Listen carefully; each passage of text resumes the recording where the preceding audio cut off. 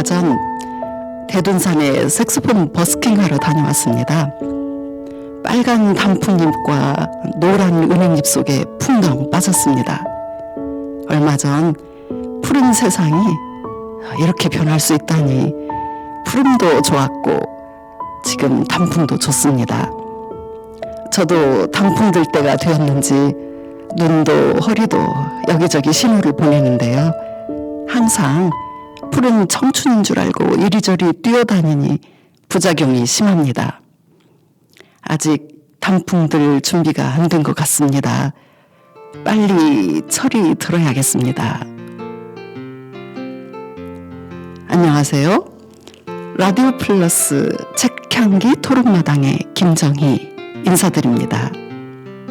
지난번 8회차 노발리스의 푸른 꽃을 소개하고 4개월의 공백이 있었습니다. 그 사이 뜨거운 여름을 무사히 보냈고요. 이제 가을도 막바지인데 이제야 찾아뵙게 되어서 죄송한 마음입니다. 지난번 푸른 꽃은 심화 속 인물들을 통해서 개인의 경험을 통해 만든 알레고리적인 자연신화로 새로운 탄생, 재생을 그렸고 18세기의 합리주의와 낭만주의 사이의 그 싸움을 상징적으로 표현했습니다. 평화를 구현하고 이교도와 기독교의 종말론을 반영하며 혼란과 악이 멸하고 질서와 선이 승리하는 세계를 그린 책이었습니다.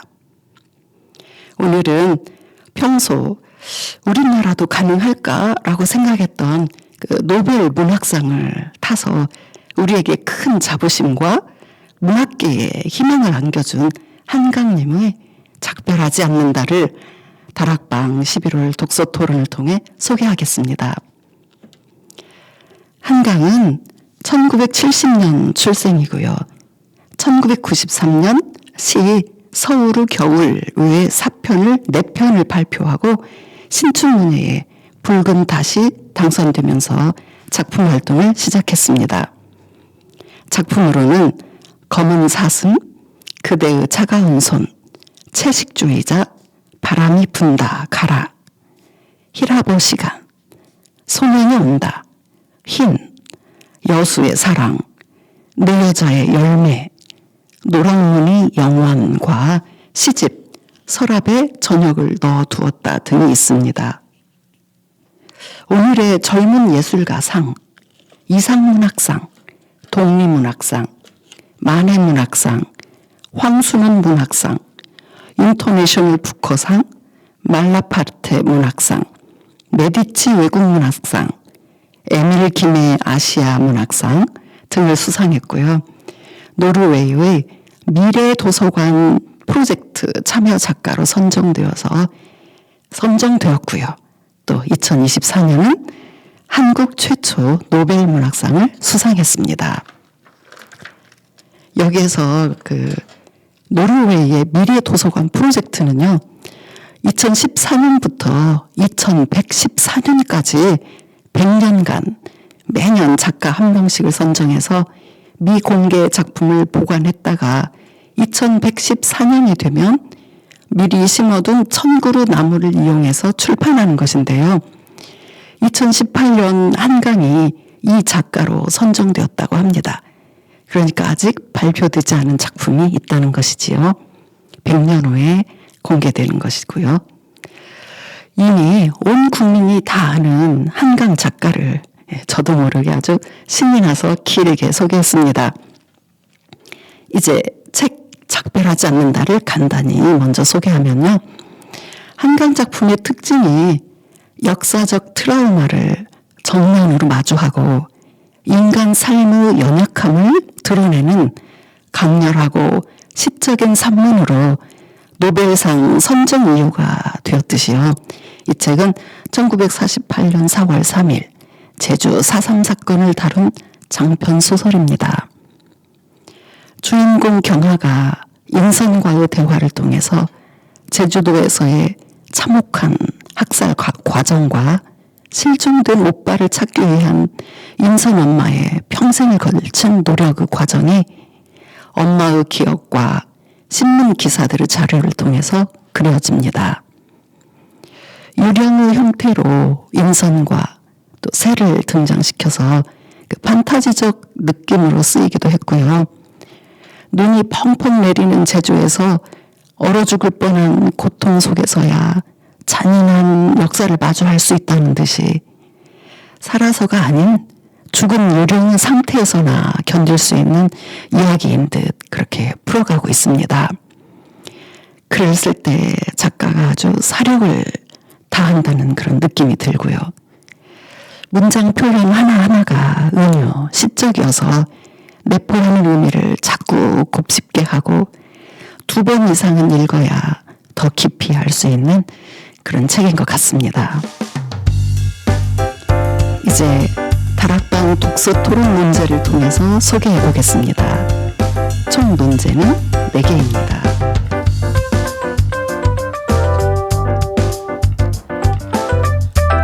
네, 작별하지 않는다. 한강 작품. 첫 번째 문제는요. 책 읽은 간단한 소감. 두 번째 거는 제주 4.3 사건에 대해서 이야기해 봅시다. 세 번째 문제는 이 책의 구성적 특징이나 특별히 기억나는 부분들, 또 깊이 공감한 내용들을 함께 나누어 봐요. 그래서 소 제목으로 인선, 경하, 인선의 엄마, 그릇, 문체, 눈, 새 등등에 대해서 한번 이야기해 봅시다. 또 한 가지는 책 제목인데요. 왜 작별하지 않는다로 제목을 정했을까요?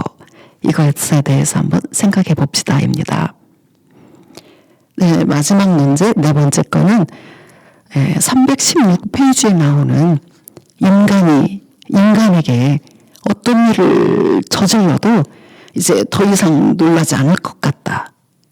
심장 일부가 떨어져 나가는 통증을 느낀다. 그런 상황에서도 햇빛은 돌아온다는 저자의 말에 대해서 다시 한번 생각해 봅시다. 소제목으로 역사는 결국 진실을 알아줄까요? 또 한 가지, 권력자들 제주 4.3 사건과 같은 일이 반복되지 않기 위해서 현재 우리가 나라를 위해서 할 수 있는 일은 무엇일까요? 생각해 봅시다 였습니다. 첫 번째부터 우리 독서 토론했던 내용을 잠시 간단하게 소개해 보겠습니다. 네, 책 읽은 간단한 소감을 말해보자고 했는데 우리 회원님들은 정말 다양한 표현을 했어요. 한 분은 처음엔 이 소설 구성이 시간 순서대로 되어 있지 않고 어떤 회상도 했다가 또 예전 이야기 꺼냈다가 이런 식으로 막 섞여 있어서 되게 읽다가 이해하기가 좀 어려웠다라는 분도 있고요. 또 한 분은 유령인지 실제 산 사람인지 혼동되어서 좀 가끔씩 이게 산 사람 이야기인가? 경화가 죽었나? 막 이런 궁금한 점이 많았다고 하고요. 또 한 분은 시적인 표현들이 너무 좋아서 노트에 따로 옮겨 적었다. 그래서 이 책이 노벨상을 받지 않았나. 그런 이야기가 됐고요. 또 한 분은 장면 변화가 굉장히 많은데 너무나 자연스럽게 넘어가길래 어떻게 장면을 변화시키는지를 따로 공부했다. 이 책을 가지고 그렇게 말하기도 하고, 또 한 분은 4.3 사건에 대해서 너무 많이 알게 되었다. 그동안 모르고 지낸 게 죄스럽다라는 얘기도 했고요. 또 한 분은 작가의 그 문장 하나하나가 너무나 진솔한 표현들이어서 작가의 그 겉모습만큼이나 정말 진실되어 보였다라고 이야기하고 있습니다. 네, 두 번째, 제주 4.3 사건에 대해서 이야기해 봅시다 그랬는데요. 이제 제가 유튜브에 나오는 4.3 사건 또 네이버 이런 데 나오는 그런 기사들을 하나 올려줬어요. 그래서 그걸 듣고 이제 각자 4.3 사건에 관한 이야기들을 우리가 하면서 어쩌면 그럴 수가 있는지 많이 울분을 토했던 그런 내용이 있습니다. 4.3 사건 전반적인 이야기를 한번 간단하게 해보면 1947년 3월 1일을 기점으로 1948년 4월 3일 발생한 소요 사태 및 1954년 9월 21일까지 제주도에서 발생한 무력 충돌과 진압 과정에서 주민들이 희생당한 사건이다. 약 7년 7개월간에 걸친 그런 사건이고요. 또 이 사건으로 인해서 그 죽은 자들 중에 20%가 여성이고요. 5에서 6% 정도 어린아이, 또 5에서 6% 정도 노인들이 포함이 되어 있다.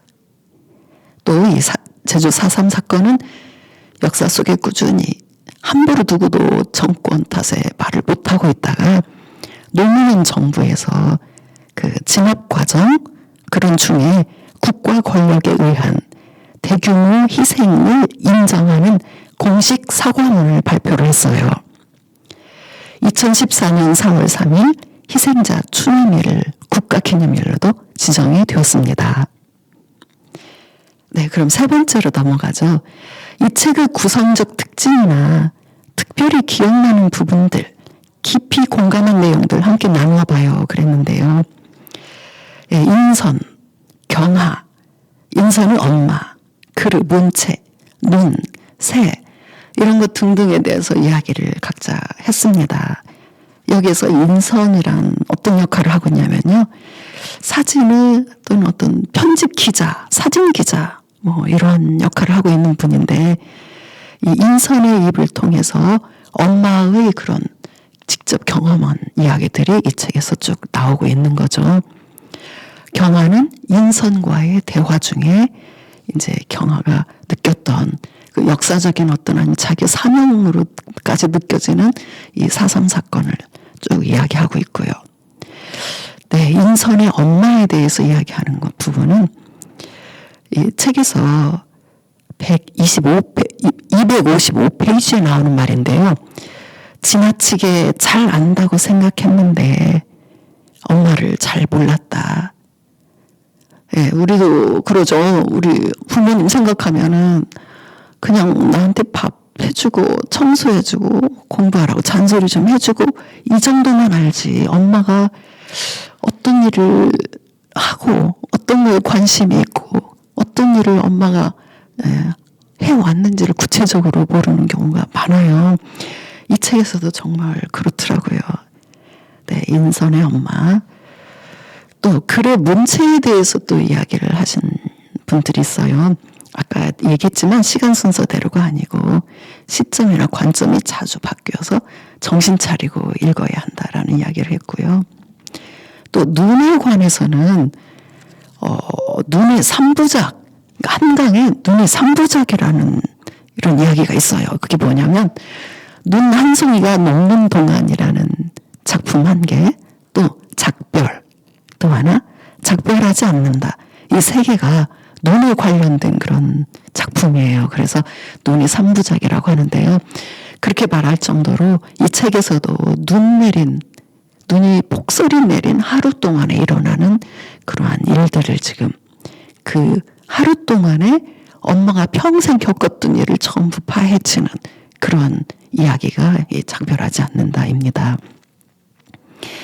이 책에서 보면은 구체적으로 보면요. 눈에 대해서 86페이지 보면 수십 년 전에 생시에 보았고 얼마 전 꿈에서 보았던 녹지 않는 그 눈송이들의 인과관계가 당신의 인생을 꿰뚫는 가장 무서운 논리라고 말하고 있어요. 이게 무슨 말이냐면 죽은 몸에 눈이 내리면 녹지가 않아요. 그래서 죽으면 몸이 차가워져서 맨뺨에 눈이 쌓이고 그 피 어린 살얼음이 낀다. 이런 표현을 하고 있죠. 그리고 따뜻한 얼굴에 내리면 눈이 녹는다. 그래서 엄마가 꿈에 인선이 집을 나가가지고 공사장에 떨어져서 죽을 고비 있을 때 엄마가 꿈을 꾼대요. 눈이 인선의 얼굴에 내렸는데 녹지 않는 모습을 꿈을 꾼 거예요. 그래서 내 딸이 죽었는가라고 제주도에서 서울로 도망온 인선에 대한 꿈으로 인선이 어떤 고통스러운 그런 경험을 하고 있는 것을 감지하고 있는 글이 나오지요. 또 눈이라고 하는 건 온갖 그 추한 모습들을 한 번에 다 가리게 되는 거죠. 그래서 아무 일도 없었던 듯 하얀 깨끗한 세상이 되죠. 여기에서도 보면 수많은 사람들이 그렇게 학살당해가지고 누워있는데 그 시체 위로 눈이 전부 덮여져 있어가지고요. 누가 누군지 알아볼 수가 없어요. 그래서 이 인선 엄마와 그 언니가 둘이서 그 눈을 헤치면서 우리 가족을 찾고 있는 거죠. 그래서 이 눈이 굉장히 많은 의미를 가지고 이 책에는 있다. 네, 그리고 이 책의 또 어떤 그 경하의 입장에서 본 책의 그 내용을 한번 보면요. 이 책은 경하의 꿈으로 시작이 먼저 되거든요. 벌판 한쪽 끝에 수천 그루의 검은 통나무들이 심어져 있고요. 이건 마치 묘비처럼 보이는데 그 벌판 끝은 바다 끝이 아니고 바다 끝이에요, 그게. 그래서 밀물이 왔다가 또 썰물로 나가고 하면서 이 뼈들이 계속 쓸려나가는 거고요. 그 쓸려나간 그 모습을 보면서 굉장히 발을 동동거리는, 삽도 없는데 저 뼈들 다 어떻게 할까라고 굉장히 막 동동거리면서 꿈에서, 잠에서 깨는 그런 꿈을 이 경하가 자주 꾸고 있지요. 그래서 이 책 뒷부분에 가면요. 아직 그 능선에서 산머리까지의 나무 뒤에 있는 그 무덤들은 무사하다. 파도가 휩쓸어 가도 저 아래 뼈들은 이미 휩쓸어 가니까 내버려 두고 더 늦기 전에 능선으로 망설이지 말고 빨리 올라가서 그 뼈들을 지켜야 한다라는, 그래야 내가 살 수 있다라는 그러한 꿈을 계속 꾸면서 내가 살 수 있는 방법은 이 방법밖에 없다고 얘기를 하거든요. 여기에서 보면은 이 뼈들이라는 거는 그 4.3 사건에 의해서 학살된 그 희생자들의 무덤, 그 뼈를 의미하고 있는 것 같아요. 그래서 그러한 자기가 살기 위해서 이 책을 쓰지 않았나, 그런 이야기를 하고 있어요. 또 왜 책 제목 작별하지 않는다로 제목을 정했을까요? 라고 하는 논제는요.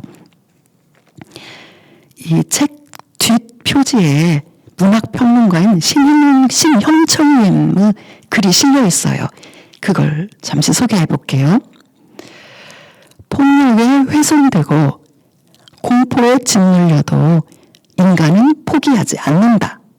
끝까지 포기하지 않는다는 의미로 작별하지 않는다는 의미로 쓰였지 않을까. 또 하나, 모든 것이 딸의 눈과 입을 통해서 지금 전해지고 있죠. 인선의 입을 통해서. 폭력은 육체의 절멸을 기도하지만 기억은 육체 없이 영원하다. 죽는 이를 살려낼 수는 없지만, 죽은 이를 살려낼 수는 없지만 죽음을 계속 살아있게는 할 수 있다. 그런 의미로 이 책 제목을 작별하지 않는다라고 하지 않았는가라고 쓰고 있어요. 저도 같은 의미입니다. 이미 사건은 역사적인 사건으로 덮여 있지만 이렇게 한 작가의 입을 통해서, 작가의 노력으로 그게 파헤치고 있죠.